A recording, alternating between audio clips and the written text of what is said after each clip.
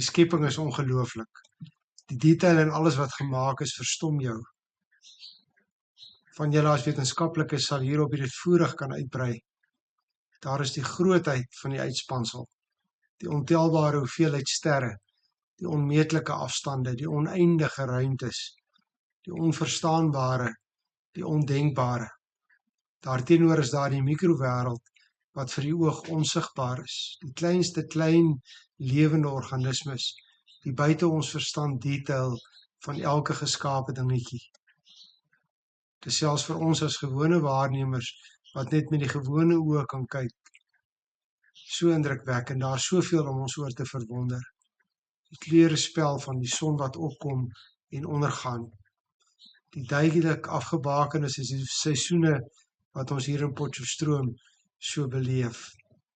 Van die dorheid en die vaalheid van Julie en Augustus, waar 'n mens begin twyfel of enige iets ooit weer groen kan word, tot die helder groen somerdae, waar jou oë amper seer word van die verskillende skakerings van groen. Dink aan die wonderlike nuwe lewe in die lente, die kleurespel van die herfs. Ons kan aanhou opnoem, die wonderlike voorlewe, die wonder van die mens in sy menswees, die feit dat 'n muskiet of 'n muggie wat ons so maklik kan doodmaak, 'n oog en 'n poot het, en dat in hom, so klein as wat hy is, daar lewe is, wat homself aan die gang hou.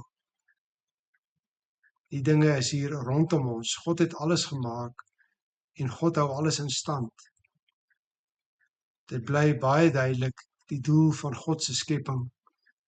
Hy het alles gemaak om vir hom vreugde te gee, en om aan hom die eer te gee wat by hom pas. Hy het die skepping goed gemaak. Hy het hom die 7de dag verlustig in sy skepping, en hy beheer hierdie skepping en hy gebruik dit. Dit is die trots van sy handewerk. Net soos wat 'n mooi kunswerk daartoe lei dat die skilder of die skrynwerker daarvoor geloof word, so is die skepping bedoel, gemaak om lof aan die Skepper te wys. Net soos wat 'n sportspan na 'n pragtwedstryd geloof word, net so is die wonder van die instandhouding van die skepping van die Here rede om hom te prys.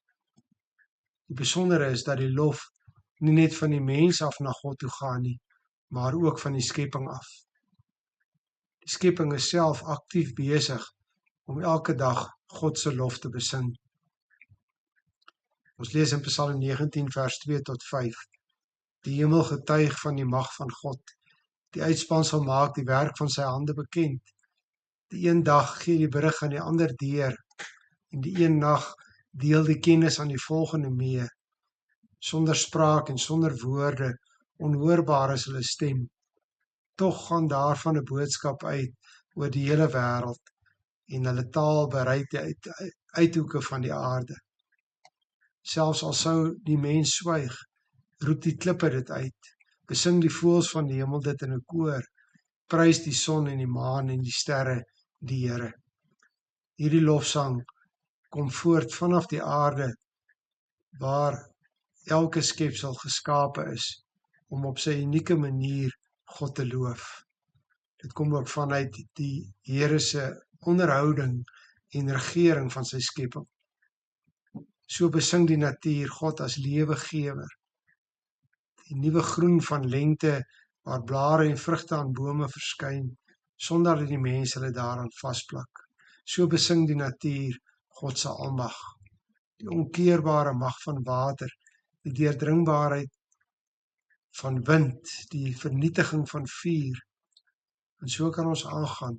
Die skepping besing sy grootheid, sy omgee, sy bestuur, sy wonderlikheid, sy kleurvolheid, sy individuele aandag, sy globale versorging, sy orde, sy verhewenheid, en nog baie ander dinge kan ons uit die natuur leer. Of jy dit hoor, en of jy dit nie hoor nie.